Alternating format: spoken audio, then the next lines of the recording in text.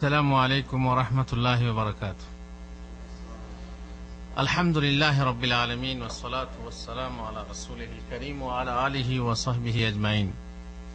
আমরা শর্ত সম্পর্কে আলোচনা করতে করতে কিছু কথা বাকি রেখেছিলাম গতকাল।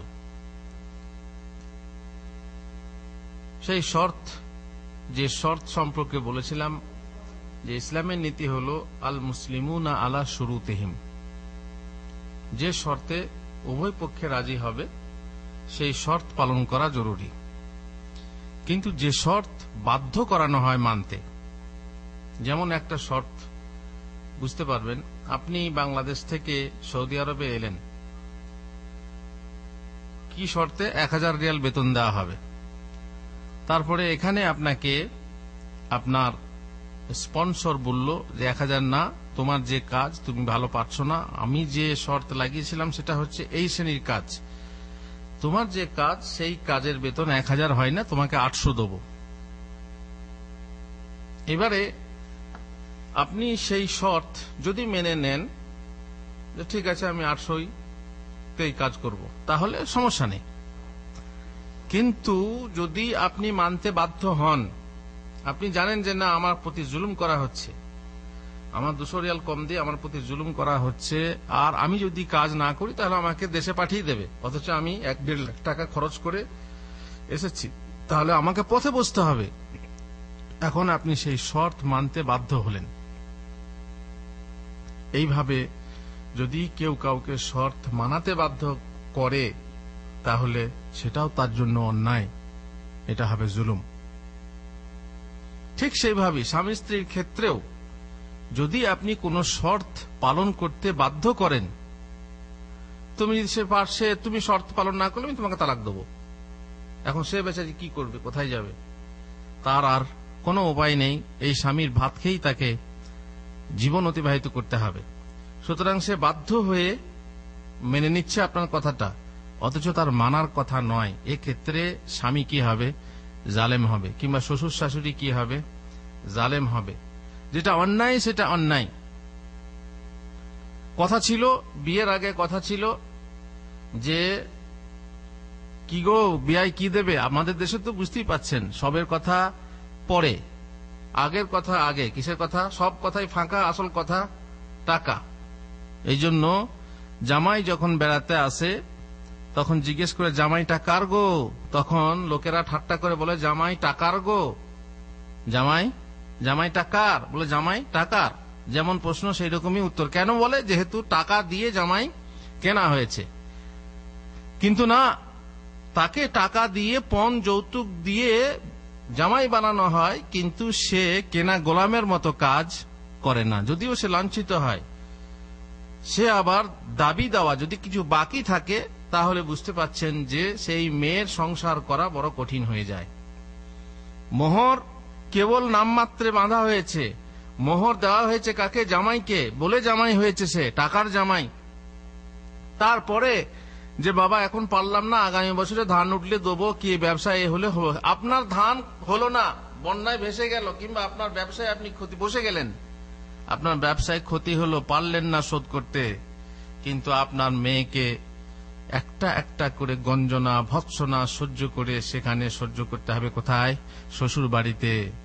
মেয়ে ঠিক মতো খেতে পাবে না, মেয়ে ঠিক মতো পড়তে পরনে কাপড় পাবে না। কেন? বাপ পণের টাকা শোধ করেনি। মেয়ে কাঁদবে, গঞ্জনা ভৎসনায় কাঁদবে, সবারই সামনে কাঁদবে না, আড়ালে রান্নাশালে গিয়ে কিংবা বাথরুমের ভিতরে গিয়ে চোখের পানি ফেলবে, আপনি জানবেন না। কিসের জন্য? শর্ত।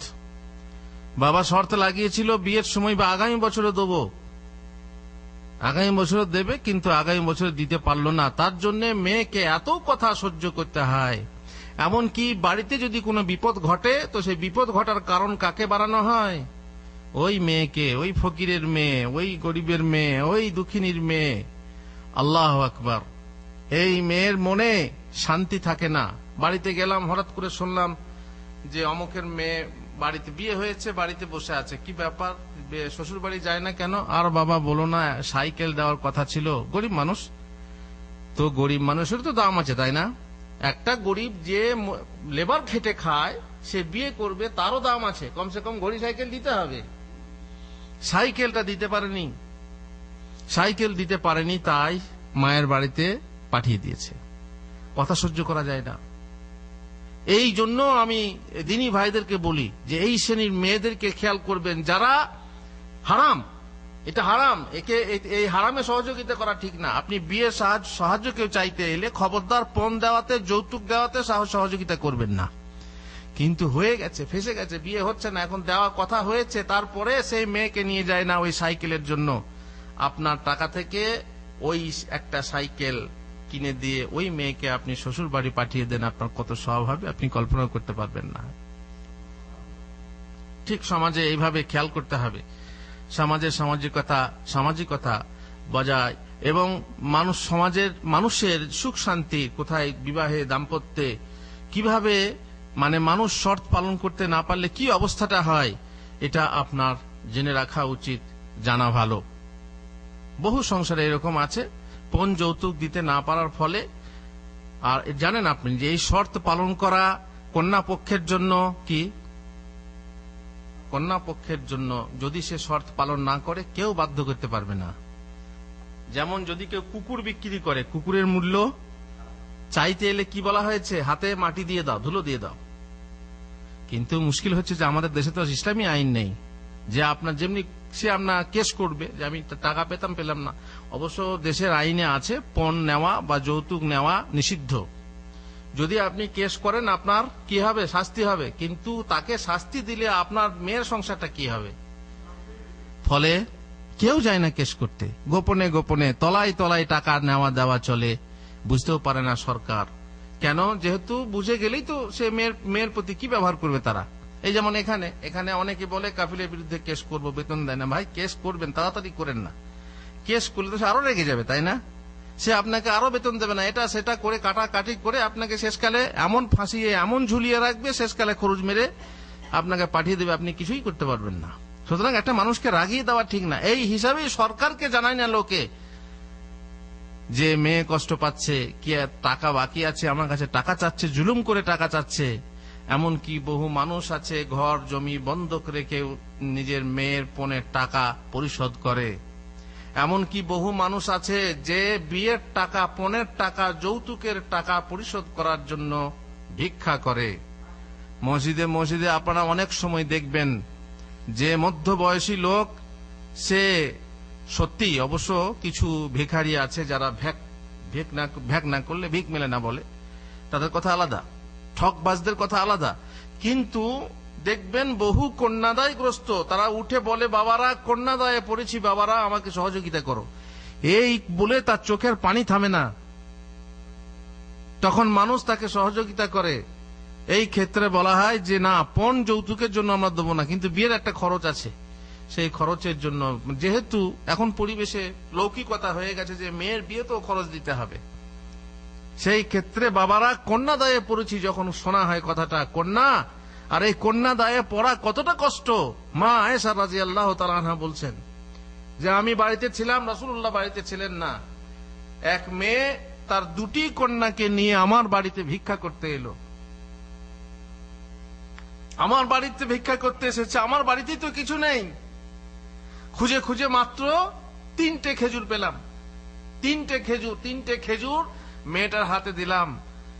মেয়েটা করলো কি, 2টো খেজুর 2 মেয়েকে দিল, আর একটা খেজুর সে ভেঙে খেতে যাচ্ছিল, এমন সময়ে একটা মেয়ে কেড়ে, 2 মেয়েতেই কাড়াকাড়ি, পেটের খিদের যন্ত্রণা, খিদের যে কি জ্বালা। মেয়ে দুটো কাড়াকাড়ি করলো, মেয়েটা না খেয়ে 2 ভাগে ভাগ করে দিয়ে 2 মেয়েকে দিল, আর নিজে কিছুই খেলো না। রাসূলুল্লাহ সাল্লাল্লাহু আলাইহি ওয়াসাল্লাম এলে মা কাঁদতে লাগলেন। মা আয়েশা বললেন, ইয়া রাসূলুল্লাহ, আজকে আমি যে ঘটনা দেখলাম এই ব্যাপার।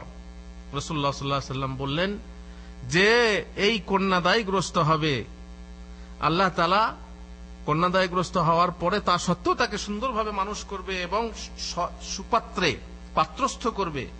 এ নয় যেখানে সেখানে পেলাম দিয়ে দিলাম। হ্যাঁ, আজকাল তো পাত্র বুঝতেই পাচ্ছেন, শুনছে যে হ্যাঁ অমুক ভালো টাকার চাকরি করে, ব্যাস সেই চাকরি দেখে তাকে দিয়ে দিল, নামাজ পড়ে আর না পড়ে না। দুনিয়াদাররা দুনিয়াই দেখে। বিয়ে এমন কথা না যে তোমার কন্যা, তোমার মেয়ে, তোমার মেয়েকে তুমি দেবে, কি দেবে? এমন পাত্র দেবে যে পাত্র দিন দুনিয়া কি হবে, ভালো থাকবে। অন্তপক্ষে দুনিয়া হোক আর না হোক, যেন আখেরাতে তার সুখ হয়।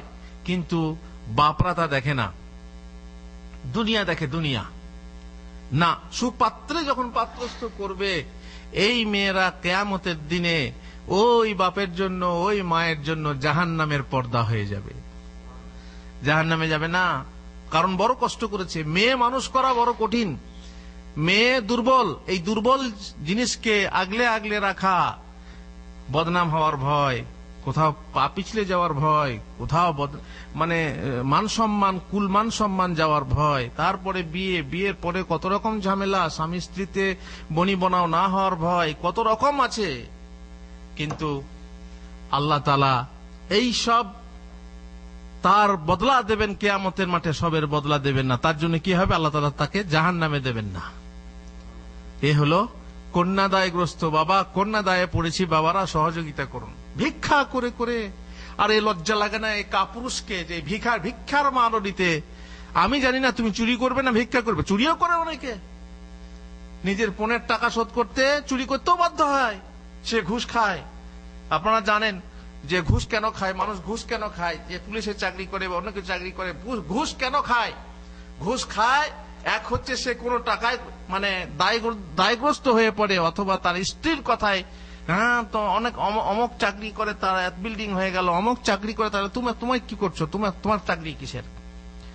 সে তখন ঘুষ খেতে শুরু করে। পশুতে ঘাস খায় আর মানুষে ঘুষ খায়। এইভাবে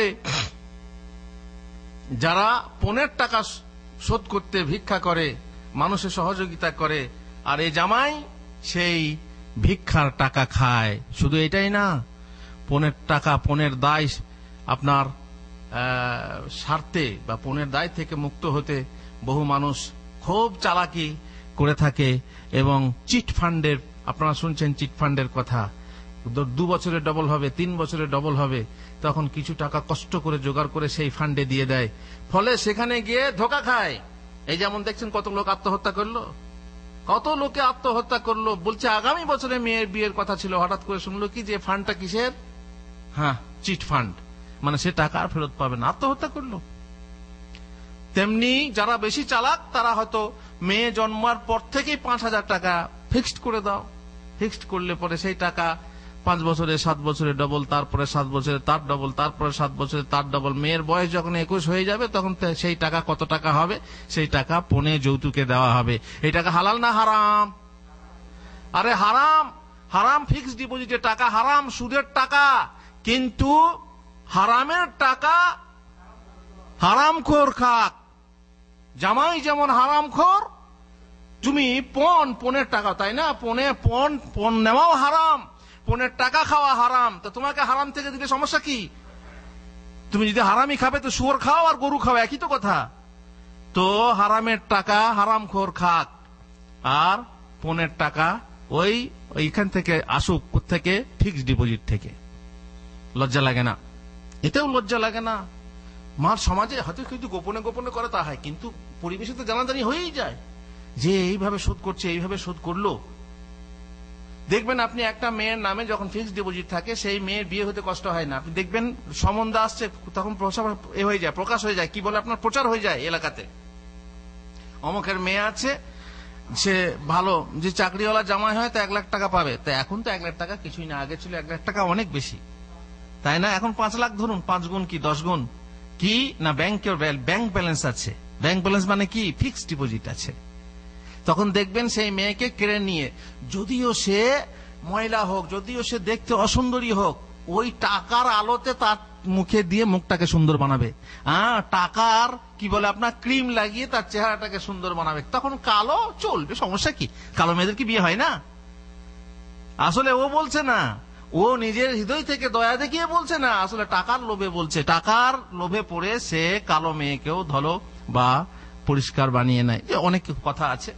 কিন্তু এই পণের টাকা শোধ করতে মেয়ের বাবারা বাধ্য নয়, মেয়ের বাবারা এই হারাম টাকা দিতে বাধ্য নয়। কিন্তু সমস্যা হচ্ছে, যদি বাধ্য না হয় তাহলে মেয়ের ক্ষতি হবে। মেয়ের গোপনে গোপনে আপনি যাকে জানাতে যাবেন তো মেয়ের উপরে আরো চাপ আসবে, শেষকালে তালাকও হয়ে যেতে পারে। আবার তালাক হওয়ার সময় দেখবেন যে আপনারা এই নীতিটা জানেন, যদি স্বামী স্ত্রী বনিবনা না হয় তাহলে মোহর যদি দেওয়া হয়, এই মোহরটা স্বামী ফেরত পাবে না পাবে না? যদি স্ত্রীর দোষে তালাক হয় তাহলে কি পাবে? সে মোহর ফেরত পাবে। আর যদি স্বামীর দোষে হয় তো ফেরত পাবে না।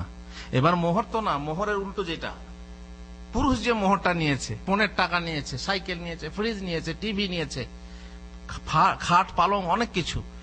এক জায়গায় ফয়সালা হলো, সেখানে আমি উপস্থিত ছিলাম, মেয়ে নাকি দুশ্চরিত্রা, অমুক ছেলের সাথে এই নষ্টি ফষ্টি করেছে, অতএব স্বামী বলছে আমি ও মেয়ে নেবো না। তার বাপদেরকে ডাকা হলো, বাপ মা দিয়ে সালিশি করা হলো, সালিশি করা বলছে ঠিক আছে আমার মেয়ে যদি খারাপই হয় তো ঠিক আছে, আমরা যা কিছু দিয়েছিলাম ফেরত দাও। তো বলছে তা কেন দেবো, মেয়ের দোষ। তখন পাশ থেকে একজন বলছে ও মেয়েটা খারাপ, আর ওর জিনিসপত্রগুলো খারাপ নয়। বলছে ও খারাপ হলো কেন, ওর জিনিসপত্র না, সাইকেল ঘড়ি বহু কিছু দিয়েছিল, সে আর ফেরত পেল না। দেখেন এখানে সমাজ নিচ্ছে এইভাবে। অনেকেই ব্যবসা করে এইভাবে, যাক একটা মেয়ে যাচ্ছে, যাক আবার ছেলের বিয়ে দেবো, আবার টাকা পয়সা পাবো, তাই না? এরকমও ব্যবসাদার আছে, এমনও ব্যবসাদার আছে যারা ছেলের বারবার বিয়ে দিয়ে মোটা টাকা অর্জন করে থাকে। মুসলিমুনা আলা শুরুতিহিম, যে শর্ত বলা হয়েছে যে মুসলমানরা নিজের শর্ত পালন করতে বাধ্য, কিন্তু রাসূলুল্লাহ সাল্লাল্লাহু আলাইহি ওয়াসাল্লাম এই কথা বলেছেন, কুল্লু শারতিন লাইসা ফি কিতাবিল্লাহ ফাহুয়া বাতিল ওয়া ইন কানা মিআতা শারত। যে শর্ত কিতাবুল্লাহ নাই, কিতাবুল্লাহতে নেই, কিংবা শরীয়ত বিরোধী, সে শর্ত যদি 100 শর্ত হয় তবুও সে তা পালন করা যাবে না। যে শর্ত হালালকে হারাম করে কিংবা হারামকে হালাল করে, সে শর্ত পালন করা যাবে না। ওয়ান্নাসু আলা শুরুতিহিম মা ওয়াফাকাল হক, লোকেরা সকল শর্ত পালন করতে বাধ্য যা ন্যায় সম্মত হবে, অন্যায় শর্ত পালন করতে কেউ বাধ্য হবে না। বিবাহের সময় যদি কোনো মহিলা এই শর্ত আরোপ করে যে তার জীবদ্দশায় স্বামী দ্বিতীয় স্ত্রী গ্রহণ করতে পারবে না, তাহলে সে শর্ত স্বামীর জন্য পালন করা জরুরি নয়, কারণ এটা হচ্ছে শরীয়তের খেলাফ। কারণ শরীয়ত তাকে বলেছে, তাকে অনুমতি দিয়েছে, আর সেই অনুমতিটাকে কি করতে চাচ্ছে, মানে বন্ধ করতে চাচ্ছে, কারণ তাতে সেই জিনিস হারাম করা হয় যা মহান আল্লাহ পুরুষের জন্য বৈধ করেছেন। দ্বিতীয় বিবাহ বৈধ আছে, সেটাকে ওই মহিলা এসে হারাম করতে চাচ্ছে। অতএব সেই শর্ত যদিও লাগানো হয় তবুও স্বামী সেই শর্ত পালন করতে বাধ্য নয়। এখানে অনেকে প্রশ্ন করেন যে হুজুর দ্বিতীয় বিয়ে করলে প্রথম স্ত্রীর অনুমতি লাগে কিনা। ও তো আইনে আছে অনুমতি লাগবে, কিন্তু শরীয়তে অনুমতি লাগবে না, কারণ শরীয়ত বাধ্য করে না পুরুষকে যে প্রথম স্ত্রী কোন স্ত্রী চায় না যে তারা একটা কি হোক, সতীন হোক। এই জন্য শরীয়তে অনুমতি জরুরি না, কিন্তু আইনে আছে, যেহেতু ঝামেলা বাঁধে পড়ে এই জন্য। তো যাই হোক, এক মহিলা প্রশ্ন করেছিল আমাকে ফেসবুকে যে মেয়েদের জন্য তো অনেক কিছু অনুমতি লাগে, বাড়ির বাইরে গেলে স্বামীর অনুমতি চাই, তারপর বিয়ে কি বলে আরো কোথাও গেলে অনুমতি চাই, তো এমন কোন অনুমতি নেই যেটা স্ত্রীর কাছে নিতে হবে স্বামীদের জন্য? স্বামীদের জন্য এমন কোন কাজ নেই যে কাজের জন্য স্ত্রীর কাছে অনুমতি নিতে হবে? তো আছে, এমনও কাজ আছে। বিদেশে গেলে স্ত্রী যদি রাজি না থাকে জোর করে আসা যাবে না। তারপরে যদি স্ত্রী রাজি না থাকে, 6 মাসের বেশি যদি আপনি থাকেন, সে যদি পাপ করে তো আপনার অনুমতি ছাড়া সে যদি অনেক কিছু করে তো আপনি তো গুনাহগার হবেন। তারপরে ছেলে মেয়ে নেওয়ার ক্ষেত্রে শর্ত আছে যে অনেক সময় স্বামী সন্তান চায় না, এবং সে ক্ষেত্রে যে এমন ব্যবস্থা গ্রহণ করে সেই ক্ষেত্রে স্ত্রীর অনুমতি লাগবে, কারণ স্ত্রী মা হওয়ার শখ আছে আর আপনি বাপ হতে চান না, সেই ক্ষেত্রে স্ত্রীর অনুমতি লাগবে। এইভাবে কিছু আছে যে স্ত্রীরও অনুমতি জরুরি সেই সব ক্ষেত্রে। দ্বিতীয় বিবাহ করার পূর্বে যদি মহিলা শর্ত আরোপ করে যে প্রথমাকে তালাক দিতে হবে, তাহলে তা বৈধ নয়, কারণ সেটাও হালালকে হারাম করে। এবারে একটা মেয়ের সঙ্গে কন্ট্যাক্ট হলো, আপনি তাকে বিয়ে করবেন, বলে তোমার বউ আছে তাকে তালাক দিতে হবে, ঠিক আছে? তো এটাও একটা বড় অন্যায় যে একটা মেয়েকে পথে বসানো, মেয়ে হয়ে মেয়ের দুশ্মন। এটা আপনারা জানেন যে আমরা যে কথা বলি যে পুরুষতান্ত্রিক সমাজ, পুরুষরাই সবকিছু করে, আরে পুরুষদের পিছনে মেয়েরাই করে সবকিছু। এই যে বধূ নির্যাতন বলছো, বধূ নির্যাতনটা কি? মেয়েদের পক্ষে যারা বধূ নির্যাতনের কথা বলে তারা মেয়েদের পক্ষ নিয়ে কথা বলে, কিন্তু বধূ নির্যাতনের পেছনে মেন কারণটা কে? শাশুড়ি, সেও মেয়ে। মেয়েরাই মেয়ে। এই যে আমরা বলি মেয়ে, এই যে মেয়ে, এই জন্য মেয়ে চায় না, এই জন্য জাহিলি যুগের লোকেরা মেয়ের খবর পেলে কি করতো, মুখ কালো করতো। আর এই যুগেও তাই, মেয়ে চায় না। আপনি যে মেয়ে চায় না, এটা শুধু ছেলেরাই নাকি মেয়েরাও? মেয়ে ভ্রূণ হত্যা করছে, মেয়েরাই নিজেরাই মেয়ে চায় না, কারণ তারা জানে মেয়ে হলে পরে তাদের কত অসুবিধা। সুতরাং যদি এমন শর্ত লাগানো হয় যে শর্তের কারণে হালালকে হারাম করা হবে, তাহলে সে স্ত্রীর পক্ষ থেকে হোক কিংবা স্বামীর পক্ষ থেকে হোক, এটা হালাল না। নবী সাল্লাল্লাহু আলাইহি ওয়াসাল্লাম বলেছেন, বা আবু হুরায়রা থেকে বর্ণিত, তিনি বলছেন, নাহা রাসূলুল্লাহ সাল্লাল্লাহু আলাইহি ওয়াসাল্লাম আন ইয়াবিআ হাদিরুল লিবাদ। রাসূলুল্লাহ সাল্লাল্লাহু আলাইহি ওয়াসাল্লাম নিষেধ করেছেন যেন কোন শহরবাসী কোন মরুবাসীর জন্য বিক্রি না করে, দালালি না করে আর কি। কারণ বাইরের লোক বাজারের মর্ম বোঝে না। আপনি শহরবাসী, আপনি বাজারের মর্ম বোঝেন, আপনি তাকে বিক্রি করতে বলবেন, তাতে কি হবে, দর বাড়বে। আর বাইরের লোক যদি তাদের নিজেদের সুবিধা মতো বিক্রি করে, তাতে কি হবে, দর বাড়বে না, বা দরটা ঠিক থাকবে, বাজার দরটা ঠিক থাকবে। ওয়ালা তানাজাসু, আর দালালি করো না। ওয়ালা ইয়াবি আর-রাজুলু আলা বাইই আখি, আর একজন একটা জিনিস কিনছে তার কেনার উপরে কিনবে না যতক্ষণ না সে বর্জন করেছে। আমার কথা হচ্ছে আপনার সঙ্গে যে আপনার জায়গাটা আমি নেব, তখন উনি শুনছেন যে জায়গাটা খুব সস্তাতে হয়ে যাচ্ছে, তো উনি চাচ্ছেন যে আমার পজিশনটা ভালো, আমি যদি হিলালের কাছ থেকে নিতে পারতাম ভালো হতো। তো আমার সঙ্গে চুক্তি সম্পন্ন হলো না, তার আগেই উনি করলেন কি, 5,000 টাকা 10,000 টাকা বাড়িয়ে দিয়ে বলে আমাকে দাও, ওনাকে দিও না। এটা কি হলো, এক ভাইয়ের ব্যবসার উপরে ব্যবসা করা হলো, এটা হচ্ছে হারাম। তেমনি ওয়ালা ইয়াখতুব আলা খিতবাতি আখিহি, আপনি একটা মেয়েকে পায়গাম দিয়েছেন, এবার আমি শুনলাম না, আবার কেউ শুনলো যে ওই মেয়েটাকে ও বিয়ে করতে চাচ্ছে, আপনি দেখলেন মেয়ে ভালো ইত্যাদি, সেখানে কিছু লাভ আছে, তখন আপনি সে করলো কি, আপনার এখন পায়গামটা চুক্তিটা শেষই হলো না, তার আগে ও নিজে পায়গাম দিয়ে দিল, সেখানে কিছু লোভ দেখালো যে আমি এত মোহর বেশি দেবো, কিংবা আমার এই স্ট্যাটাস এই, ও এই স্ট্যাটাস ভালো না ইত্যাদি, ভাঙিয়ে দিল, কান ভাঙানি দিয়ে একটা মেয়েকে যে এক ভাই বিয়ে করতে চাচ্ছিল, সেটা কথা সম্পন্ন হওয়ার আগেই তাকে সে নিজে প্রস্তাব দিল। এগুলো কি হারাম, একদম হারাম। ওয়ালা তাসআলুল মারআতু তালাকা উখতিহা, আর কোন মহিলা যেন তার বোনের তালাক না চায়। বোন মানে কি, বোন নিজেরও বোন হতে পারে, শালির সঙ্গে প্রেম হয়েছে, তাই না, এবার দোলা ভাইয়ের সঙ্গে প্রেম হয়েছে, দোলা ভাই বলল আমি তোমাকে ছাড়া বাঁচবো না, শালিও বলল আমি তোমাকে ছাড়া বাঁচবো না, কিন্তু বড় বুবুকে তালাক দিতে হবে, বোনকে তালাক দিতে হবে। বোন হয়ে বোনের মাথায় হাঁড়ি ভাঙছে, হয় না, দোলা ভাই শালিকে নিয়ে থাকবে, অতএব বোনকে তালাক দিতে হবে। আর যদি আপন বোন নাও হয়, প্রত্যেক মুসলিম মহিলা আর এক মুসলিম মহিলার বোন, যেমন মুসলিম পুরুষরাও ভাই ভাই, তেমনি মহিলারাও বোন বোন। তুমি যে বিয়ে করবে, তো আগের যে স্ত্রী আছে সেই স্ত্রীকে তালাক দিতে বলবে, এ কোন কথা, লিতাকফা মা ফি ইনাইহা, যাতে সে তার পাত্রে যা আছে তা ঢেলে ফেলে দেয়। মানে প্রথমকার স্ত্রীর পাত্রে যা আছে, কে আছে, স্বামী আছে, স্বামীর ভালোবাসা আছে। এখন তুমি চাইছো কি তার সমস্ত পাত্রে যা কিছু ছিল তুমি নিজে নেবে, তার মানে স্বামীর ভালোবাসাটা তুমি একাই নেবে, একাই স্বামী প্রেমের অধিকারিণী হবে। এই বলে তুমি তোমার বোনের তালাক চাইবে পুরুষের কাছে, বা যাকে স্বামী করবে তার কাছে, এটা তোমার জন্য হালাল নয়, এটা মোটেই জায়েজ না। আর এই শর্ত পালন করাও পুরুষের জন্য জায়েজ না। রাসূলুল্লাহ সাল্লাল্লাহু আলাইহি ওয়াসাল্লাম বলেছেন, লা তাশতারিতুল মারআতু তালাকা উখতিহা, মহিলা যেন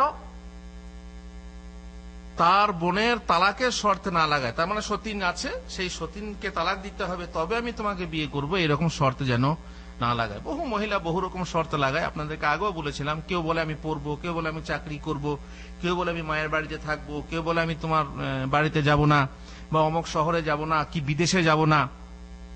যেমন যারা বিদেশে বাস করছে, প্রবাসীদের সঙ্গে যখন বিয়ে দেয় তখন শর্ত লাগি নেয় যে আমি বিদেশে যাব না, আগে থেকে শর্ত লাগি নেয়।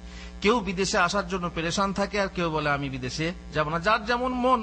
যেমন আপনাদেরকে বলেছিলাম, এখানেও যারা ফ্যামিলি নিয়ে বাস করছে, তারা কেউ পাঠাবার জন্য, ছেলে মেয়ে এখানে পড়াবার জন্য পাগল ওখান থেকে, আর এখান থেকে পাঠাবার জন্য পাগল দেশে পড়াবে, ডাক্তার ইঞ্জিনিয়ার বানাবে, পয়সা আসবে, ফুলুস আসবে।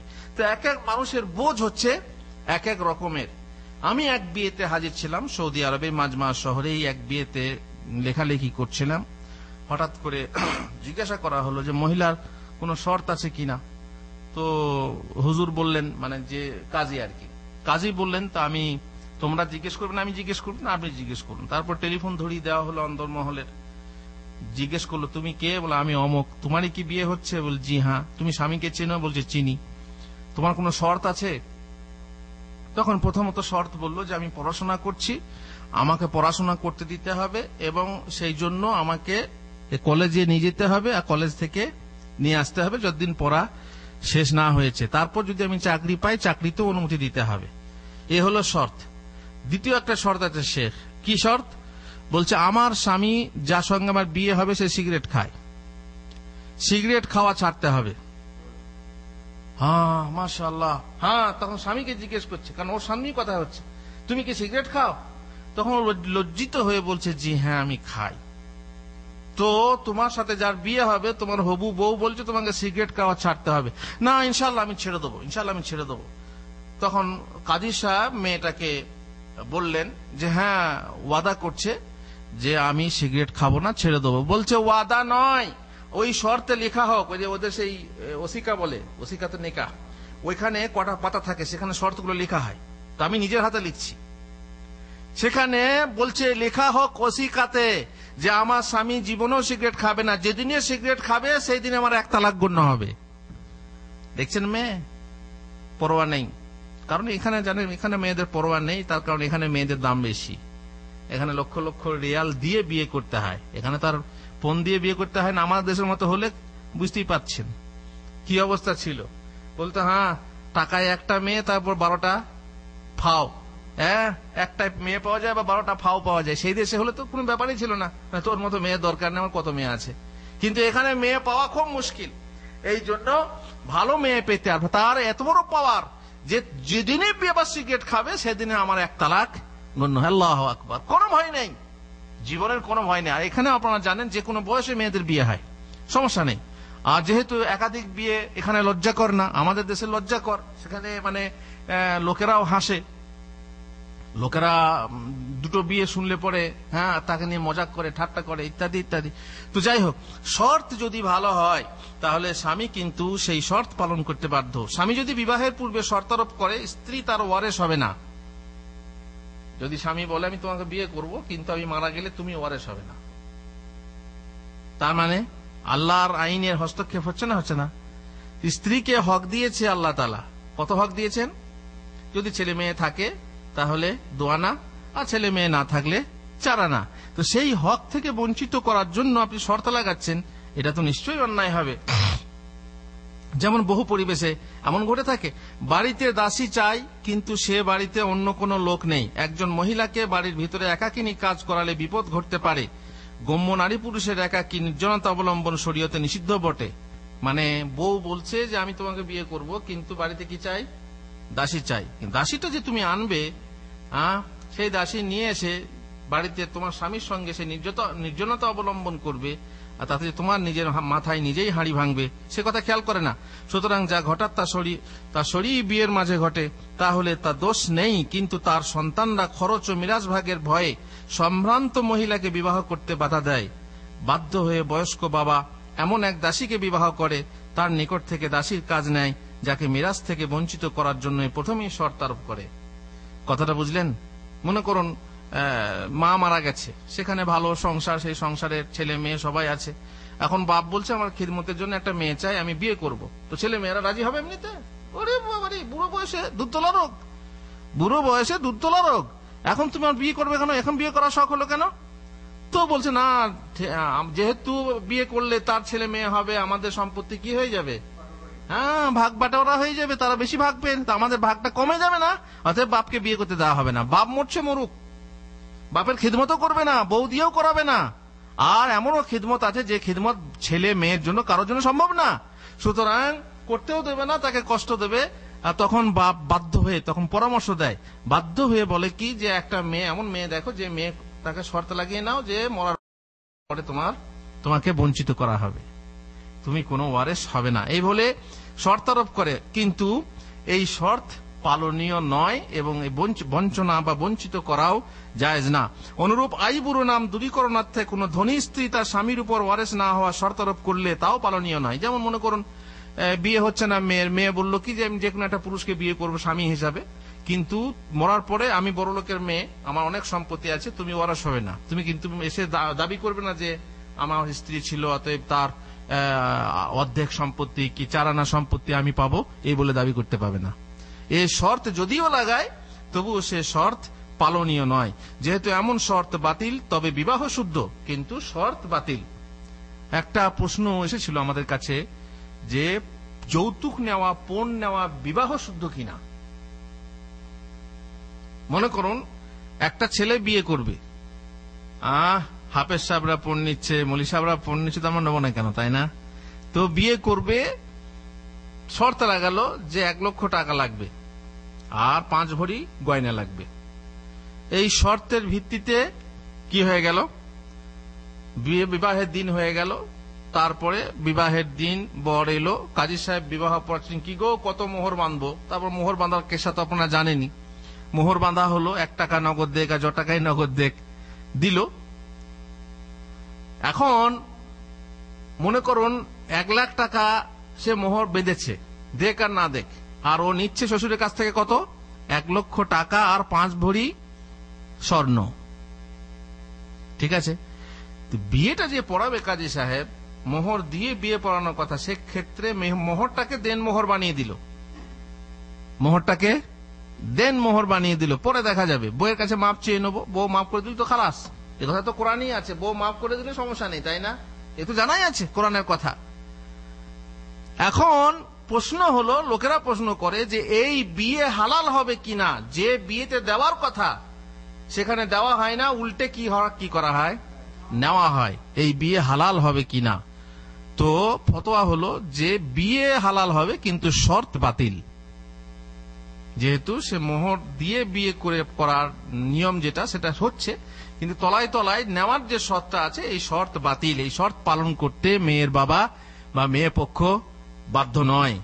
আল্লাহ তাআলা কোরআনে আমাদেরকে সবারই ওসিয়ত করেছেন, এবং ছেলে মেয়েদের ওসিয়ত যে তাদেরকে যে ভাগ, সে ভাগ তারা পাবে, স্ত্রীরাও সে ভাগ পাবে। ওয়ালাকুম নিসফু মা তারাকা আজওয়াজুকুম ইন লাম ইয়াকুল লাহুন্না ওয়ালাদ। মেয়েদের বা স্ত্রীর যদি সে ছেলে মেয়ে না থাকে, তাহলে সেই স্ত্রী মারা গেলে তোমরা কত পাবে? কত? আপনার স্ত্রী মারা গেল, ছেলে মেয়ে নেই, আপনার স্ত্রীর সম্পদ আছে, সেই সম্পদের ভাগ আপনি কত পাবেন? না আপনারা নেবেন না ভাগ? তাই জানা নেই, মাফি মুশকিল, না নেন তো আলাদা কথা। ছেলে মেয়ে নেই মানে আপনি যে মেয়েটাকে বিয়ে করেছেন সেই মেয়ের প্রচুর সম্পদ আছে বা যাই আছে, কিন্তু তার ছেলে মেয়ে হয়নি, আপনার সাথেও হয়নি আর কারোর সাথেই হয়নি, ছেলে মেয়ে হয়নি বা নেই, হয়েছে, মারা গেছে। এখন সেই স্ত্রী মারা গেল, আপনি তার সম্পদ থেকে কত পাবেন? আল্লাহ তাআলা বলছেন ওয়ালাকুম নিসফু মা তারাক, নিসফ তার মানে অর্ধেক, 8 আনা পাবেন। সেই মেয়ের সম্পদ থেকে আপনি অর্ধেক আপনি পাবেন, বাকি তার যে আছে সে পাবে। ফাইন কানা লাহুন্না ওয়ালাদ, যদি সেই মেয়ের কোনো সন্তান থাকে, আপনার ঔরসে কিংবা কোন আগের স্বামীর ঔরসে যদি সন্তান থাকে, ফালাকুমুর রুবু, রুবু মানে কি? 1/4 আনা, তাহলে তোমরা কত পাবে? 1/4। আর মিম্বাদে ওয়াসিয়াতি ইউসি বিহা আওদাইন, ঋণ টিন থাকলে সে আলাদা কথা, সেগুলো পরের কথা, ওসিয়ত থাকলে আলাদা কথা। ওয়ালাহুন্নার রুবু মিম্মা তারাকতুম ইন লাম ইয়াকুন লাকুম ওয়ালাদ, এবারে ওদের হচ্ছে, মেয়েদের হচ্ছে তোমাদের অর্ধেক, স্বামীর অর্ধেক। স্বামীর যদি ছেলে মেয়ে না থাকে, স্বামী মারা গেল, স্ত্রী কত পাবে? কত পাবে? স্বামীর অর্ধেক, কত? 4 আনা। আগে যেমন স্বামী 8 আনা পেয়েছে, এ তার অর্ধেক পাবে কত? 4 আনা। তেমনি ছেলে মেয়ে থাকলে কত পাবে? ফালা কি বলছে, ফাইন কানা লাকুম ওয়ালাদুন ফালাহুন্না সুমুনু মিম্মা তারাকতুম, তাহলে সন্তান থাকে, স্বামীর যদি সন্তান থাকে, তাহলে সেই স্বামীর ভাগ থেকে স্ত্রী কত পাবে? 2 আনা পাবে। যদি একাধিক স্ত্রী হয়, তাহলে মনে করেন একটা লোক মারা গেল, তার 4টে বউ, মনে করেন 4টে পর্যন্ত হালাল, তাই না? 4টে বউ, এখন এই 4টে বউ স্বামীর সম্পদ থেকে কত পাবে? 2 আনা করে, তাই না? 2 আনা করে হলে 4 দুগুণে 8 আনা, অর্ধেক তো এইসব বোর্ডে নিয়ে নেবে তাহলে। টোটালি ওই দোয়ানা থেকে ওই দোয়ানাটা আবার 4 ভাগে ভাগ হবে, কারণ সবাই একই স্ত্রীর পর্যায়ে, অতএব সেখান থেকে তারা ভাগ পাবে। মোট কথা এ হচ্ছে স্বামী স্ত্রী দাম্পত্য জীবনের কথা। বহু মানুষের জীবনে এসব আসে না বলে অনেকে জানাজানি হয় না বা জানতেও পারে না, কে কত পায় না পায় অত খেয়ালও করে না, চলে যায়। তবে একটা কথা বলে রাখি যে সতর্ক আর কি, সেটা হচ্ছে যে যারা মানে স্ত্রীকে ভালোবাসে, ভালোবাসতে দোষ নেই, ঠিক আছে কিনা, কিন্তু ভালোবাসার ক্ষেত্রে আপনি দৌড় ছেড়ে দেবেন এটা ঠিক না। এটা আমি বলছি না যে আপনার স্ত্রীকে সন্দেহ করুন কি ভালোবাসবেন না, তা বলছি না, আপনি সবকিছুই করুন, কিন্তু দৌড় বলে একটা কথা আছে। এক লোক এখানে কাজ করছিল, স্বামী স্ত্রীতে ছিল, ছেলে মেয়ে হয়নি, বুঝতে পারলেন। তারা দুজনের ছুটিতে বাড়িতে গেল, এখানে মানে ভালো টাকা কামিয়েছিল এবং যা শোনা গেছে প্রায় 12 লাখ টাকা ফিক্সড ডিপোজিট করা ছিল বা ব্যাংকে জমা ছিল, 12 লক্ষ টাকা। আর সেই টাকা যে জমা আছে বাড়ির ভাই বা বাপ মা কেউ জানতো না, কে জানতো? মাত্র স্ত্রী। আর জয়েন্ট অ্যাকাউন্ট, স্ত্রীর নামে 12 লাখ টাকা। তারপর দেশে গেল, দেশে গিয়ে তারপরে হঠাৎ করে অনেক টাকা যেহেতু কিনলো, ট্রাক কিনলো, নতুন ট্রাক কিনলো, নতুন ট্রাকে করে পাথর আনতে গেল, পাথরের এরিয়াতে পাথর এনে ফিরছিল, আর সেই সময় ট্রাক অ্যাক্সিডেন্ট হয়ে স্বামীটা মারা গেল। স্বামীটা যে মারা গেল, এবারে যে 12 লাখ টাকা ব্যাংকে আছে যৌথ অ্যাকাউন্টে, এই টাকা কি স্ত্রীর জন্য হালাল? সে বলবে আমি স্বামীর সঙ্গে কষ্ট করে সৌদি আরবে ছিলাম, সেখানে আমার কষ্টকে দেখেছে, অতএব আমার জন্য হালাল। কিন্তু না, স্বামীর অংশ থেকে তার যে প্রাপ্য, যেহেতু সন্তান হয়নি তখন তার প্রাপ্য হচ্ছে 4 আনা, সেখান থেকে সে 3 লাখ টাকা পাবে, 12 লাখের মধ্যে 3 লাখ পাবে। কিন্তু সে সমস্ত টাকাটাকে গোপন করে একাই খেলো এবং তারপরে সে অন্য স্বামী গ্রহণ করলো। শুনেছি সে স্বামীও নাকি নামাজও পড়ে না, এখান থেকে হজটজ করে গেছে, নামাজও পড়ে না, সেই স্বামী গ্রহণ করলো এবং তার সঙ্গে সন্তানও হলো, কারণ এই পুরুষের দোষ ছিল বলে সন্তান হয়নি। তাহলে তুমি একজন পুরুষের সমস্ত টাকা লুট করে এইভাবে, আর এটা দোষ কার? স্বামীর দোষ, যে স্ত্রীকে বিশ্বাস করে এইভাবে জয়েন্ট অ্যাকাউন্ট কিংবা স্ত্রীর নামে অ্যাকাউন্ট কিংবা স্ত্রীর নামে ফিক্সড ডিপোজিট করে সে চলে গেছে। এখানে হকদার কে ছিল? কে ছিল? যারা মানুষ করেছিল, যারা মানুষ করেছিল। এখন হয়তো বলবে যে মা বাপ নেই, ভাইরা পেয়ে যাবে, ভাইদের সঙ্গে সম্পর্ক ভালো নয়, অতএব ভাইরা কেন পাবে, অতএব বইয়ের নামে লিখে দাও। তো বইয়ের নামে যে লিখে দেবে, যদি বউ যদি মারা যায়, বইয়ের নামে লিখে দেওয়ার পর মনে করুন একটা বিশাল বাড়ি, সেই বিশাল বাড়িটা কার নামে লিখে দিলে? বইয়ের বাড়ি, বইয়ের নামে লিখলে। কেননা তোমার একটা মেয়ে আছে কিংবা কেউ নেই, ভাইরা পেয়ে যায়, ভাইদেরকে দেবো না, তাদের সঙ্গে সম্পর্ক ভালো নেই। বেশ, তোমার আগে যদি বউই মারা যায়, তুমি কত পাবে? 8 আনা পাবে। বাকি 8 আনা কে পাবে? কে পাবে? তাই না? যারা খালি গে মুরগি জবাই করে খাওয়ায়, তাই না, বড় জোর মুরগি জবাই করে খাওয়ায়, তাদের জন্য তুমি 8 আনা সম্পত্তি সেই মেয়ের ভাইদেরকে পৌঁছে দিলে কিংবা বাপকে পৌঁছে দিলে, বাপ মাকে দিলে। আর তোমার নিজের যারা আপন রক্তের সম্পর্ক, তাদের সাথে বাপ মা না থাকলে ভাইরা, তাদেরকে তুমি বঞ্চিত করলে আল্লাহ তাআলা জান্নাত থেকে বঞ্চিত করবেন না ইনশাআল্লাহ। অতএব এটা সতর্কতার বিষয়, এটা সতর্কতা। যারা হকদার, সেই হকদারকে যদি আপনি হক না দেন, ওই কোরআনে আয়াতে আল্লাহ তাআলা বলেছেন তিলকা হুদুদুল্লাহ, হচ্ছে আল্লাহর সীমারেখা। এই আয়াতগুলোর পরে যেখানে সম্পত্তি বন্টন করার ব্যবস্থা আছে, সেখানে বলা হয়েছে যে ব্যক্তি এই সীমা লঙ্ঘন করবে, হ্যাঁ খবর আছে, তার জন্য শাস্তি আছে। অতএব আপনি একজনের হক আরেকজনকে দেবেন। যেমন আমি কথা জন্য বলি, অনেক সময়ে বহু মহিলা আছে, বহু মহিলা মানে দুর্ভাগ্যবশত স্বামীর বংশে অন্যের সন্তান ঢুকিয়ে দেয়, হয় না, হয় না, গোপনে। আর এই জন্যই বাংলাতে বলে মনে জানে পাপ আর মায়ে জানে বাপ। তার বাপ কে সে জানবে না। আমার সঙ্গে একজন তর্ক করছিল, আমার গ্রামে এক লোক, সে বলছে আল্লাহকে না দেখে বিশ্বাস করি কি করে, যে জিনিস দেখবো সেই জিনিস বিশ্বাস করব। তা আমি বলছি যে জিনিস দেখলেই যে বিশ্বাস হবে সেটাই বা কি বিশ্বাস? আচ্ছা বলো তো তোমার বাপকে। বলছে কেন, আমার বাপ অমক। তুমি দেখেছিলে তোমার বাপ যে অমক, তুমি কি দেখেছিলে? তাহলে না দেখেও তুমি মায়ের কথা শুনে বিশ্বাস করছো তোমার বাপ। অতএব আল্লাহ আছেন এই কথাটা শুনছো, কেন বিশ্বাস করবে না? না দেখেও অনেক কিছু বিশ্বাস করতে হয়। এই যে তার টাঙানো আছে, এই তারে যে কারেন্ট কি বলে, এখানে হাত দিলে কিছু হবে না, তো বলবে না আমি না দেখে বিশ্বাস করবো। যাও দেখো, হাত দিয়ে দেখো, এখন জরুরি আছে। তো মোট কথা হচ্ছে যে অনেক ক্ষেত্রে বহু মহিলা আছে যারা পতির সঙ্গে বাস করে কিন্তু উপপতি গ্রহণ করে, আর সে জানে যে আমি আমার বংশে কার সন্তান ঢুকিয়ে দিলাম।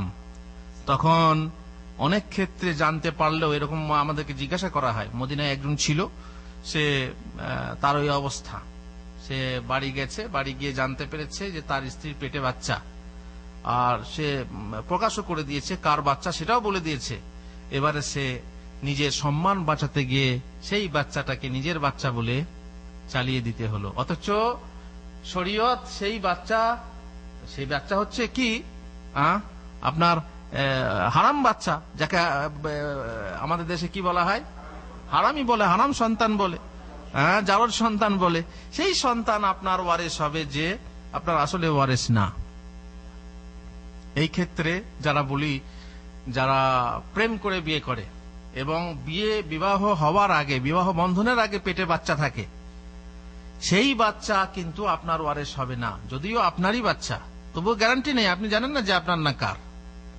যে মেয়ে আপনার সঙ্গে ব্যভিচার করতে পারে সে অন্যের সঙ্গেও পারে। তবে আমি বলছি না যে এটা গ্যারান্টি যে প্রত্যেক মেয়ে এরকম করে। সব মেয়ে নিশ্চয়ই খারাপ না, ভালো মেয়ে আছে, কিন্তু এটা গ্যারান্টি নয় যে আপনার কি না। এই জন্য যে বিয়ের আগে যে বাচ্চাটা পেটে এসে গেছে সেই বাচ্চার ওয়ারিস বা আপনি হবেন না এবং সেই বাচ্চা আপনার ওয়ারিস হবে না। কিন্তু বিয়ের বন্ধনের পরে যে বাচ্চা আসছে সেই বাচ্চা যদিও অন্য স্বামীর, তবুও সেই বাচ্চা কার হবে? ওই স্বামীরই হবে যার স্বামী, যে স্বামীর সাথে বিবাহ বন্ধনে ওই মহিলা আছে। যাক, কথা অনেক আছে, শর্তের কথা বলতে বলতে আমরা অনেক কথাই বললাম। দাম্পত্যের কথা, আল্লাহ তাআলা আমাদেরকে তৌফিক দেন এবং নোংরামি থেকে আমাদেরকে রক্ষা করুন। সমাজে বহু রকমের দাম্পত্যে বহু নোংরা আছে, আল্লাহ তাআলা আমাদেরকে রক্ষা করুন। রব্বানা আতিনা ফিদ দুনিয়া হাসানাহ ওয়া ফিল আখিরাতি হাসানাহ ওয়া কিনা আযাবান্নার। রব্বানা হাব লানা মিন আজওয়াজিনা ওয়া যুররিয়াতিনা কুররাতা আয়ুন ওয়াজআলনা লিল মুত্তাকিনা ইমামা। ওয়া সাল্লাল্লাহু আলা নাবিয়িনা মুহাম্মদ ওয়া আলা আলিহি ওয়া সাহবিহি আজমাইন।